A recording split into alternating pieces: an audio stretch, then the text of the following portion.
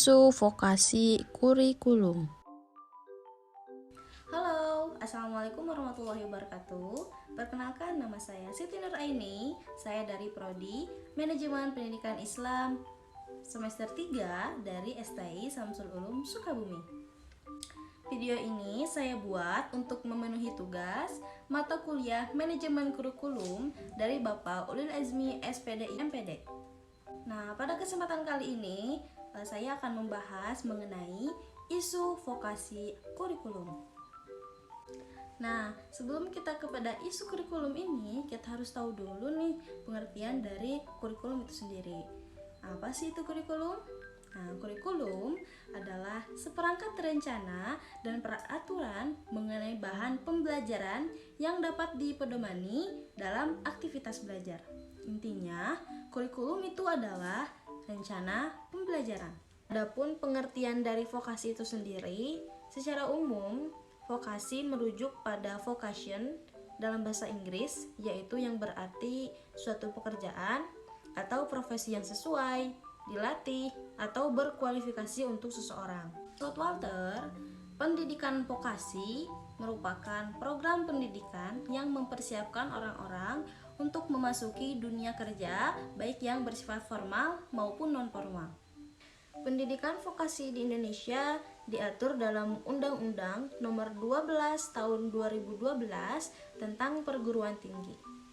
Menurut undang-undang tersebut, pendidikan vokasi adalah pendidikan yang menyiapkan mahasiswa menjadi profesi dengan keterampilan atau kemampuan kerja yang tinggi.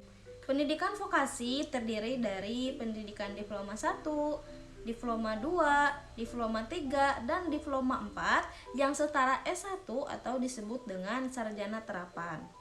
Nah, pendidikan vokasi di Indonesia diselenggarakan oleh Pendidikan Tinggi Vokasi.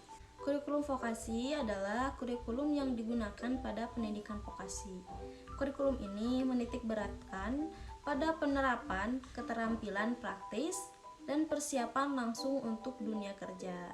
Ini mencakup pengembangan kompetensi yang sesuai dengan tuntunan industri, mata pelajaran yang relevan, dan pelatihan praktis. Kurikulum vokasi juga menawarkan fleksibilitas dalam penyesuaian dengan kebutuhan industri dan siswa.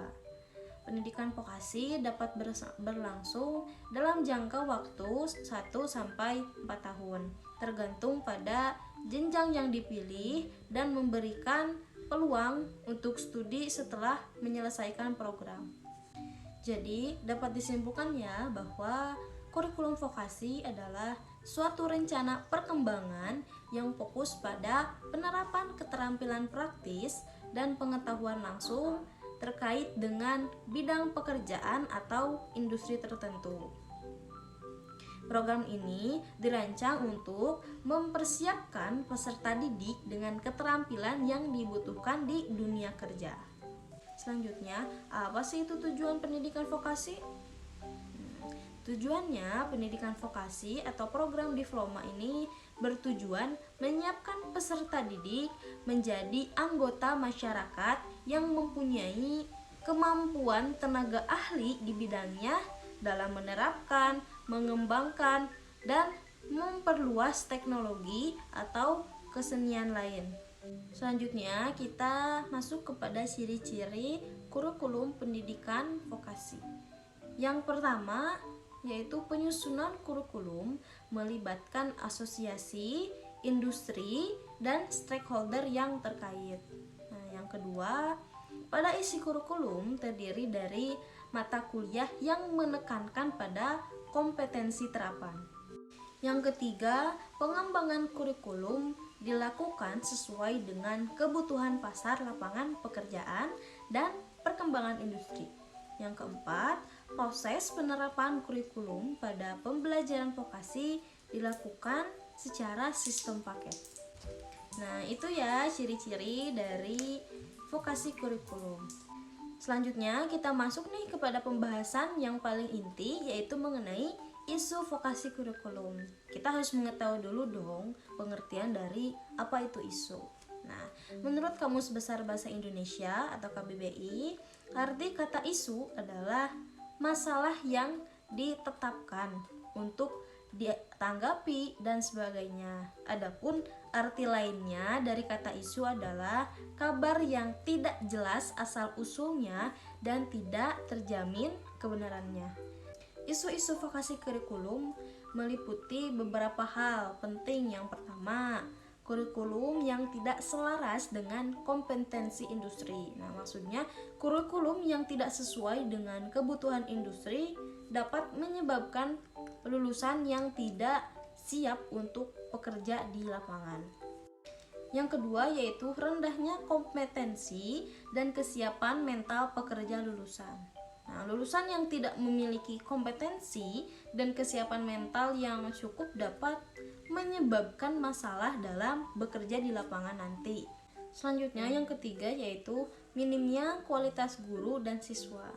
Kualitas guru dan siswa yang rendah dapat menyebabkan pendidikan yang tidak efektif dan efisien.